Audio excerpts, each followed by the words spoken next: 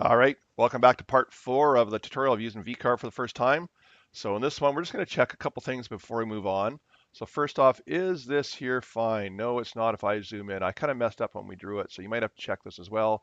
I'm going to go to the cut, and from cut, I'm just going to cut off that line there. You can see right here, it's not joined. We'll talk about that in a bit, or we'll do that in a bit. And then down here, same thing. We're just going to trim off that one.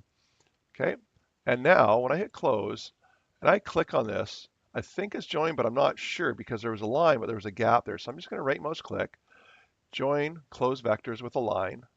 Okay, and now it should all be one. Okay, oh no, you can see that mine's not. Somehow I messed up here.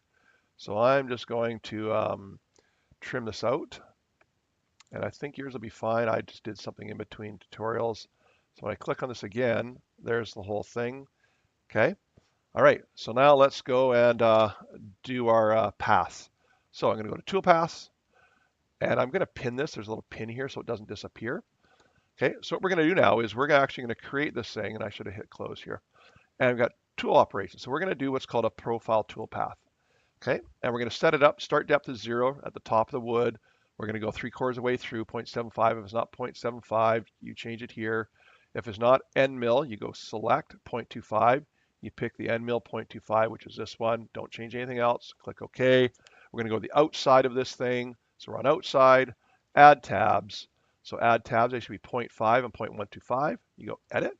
And what we do is we add the tabs. So I'm just going to put them around in places around. Okay, if I want to move them because I don't like it, I can just drag it to where I want, hit close. We're going to continue down, add a ramp. So what that means is just it's going to cut slowly into the wood just versus just dropping straight in. And finally, we're going to change the profile. I'm just going to call this one outside. There's only one thing we're doing, but sometimes it's handy. And then we're just click on calculate, and now we calculate and it comes to this. Now we want to see what it looks like. So speed, I'm going to slow it down to start and click on the little run. And you can see it's now showing you the path it cuts. And I'm just going to speed this up now. And then it's going to get through it all the way through. And eventually it's going to show you the tabs. So there we go. There's our completed. I'm just holding the right mouse button, move it in and out. Left mouse button, I can move it around like this. Scrolling in and out is scrolling with the scroll button. And if I lose kind of where I'm at, it's like, oh, how do I get back to it? I can just come up to here and put the orientation right. All right, so we're at the final stage. Final stage is, let's go get it out to the machine. So we grab the tool path that we want to cut out. We click on it. We're going to close this off. We're now going to come down to share. Actually, before we do this, we can actually go and see how long it's going to take. So the outside is going to take 2 minutes and 50 seconds. Okay, and the scale factor of 1, right? 100 millimeters per second. Okay, so that's just one way of knowing how long it's going to take you for planning purposes. And finally, we're going to go save toolpath. And what we're going to do is here, if this isn't checked, you output all visible toolpaths. Down here, if I unclick it, you can see it doesn't show anything. So I got to make sure there's a check mark. Tells you what the bit's going to be. And post processor on your machines, I'm not sure if it's defaulted to this. If not, there might be a whole bunch of them, and you have to find CWI Professor. Okay, that's the one we want. Save toolpaths. So what we do is basically go save toolpaths, and I'm going to give you a thumb drive.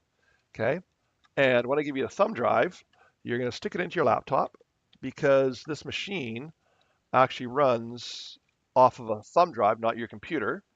Okay, and I'm going to come down to the bottom here, and hopefully mine shows up. And for whatever reason on this PC, no, it doesn't want to show up here, and I can't put it on. So there'll be a D drive here, a thumb drive, and for whatever reason, mine just doesn't want to show up. And you would save it as, please, your last name, okay, hyphen, and then what it's called. So when we can scroll through the thumb drive, we can find it later to load it in the machine. And we would hit save onto the thumb drive. Oops, I'm going to replace it, yes, because I did this already. And it's saved. Okay, before you walk away, you have me check this. I'm going to confirm that this is all right. And all I'm going to do is I'm going to run this, right? I'm going to reset it. I'm going to run it once, and then I'm going to look at it just to make sure you've done it right so that we don't mess up the machine. And that's it. Next step is to go to the machine to cut your push stick out. All right, have fun. Good luck. Hope to see a push stick being used in the classroom.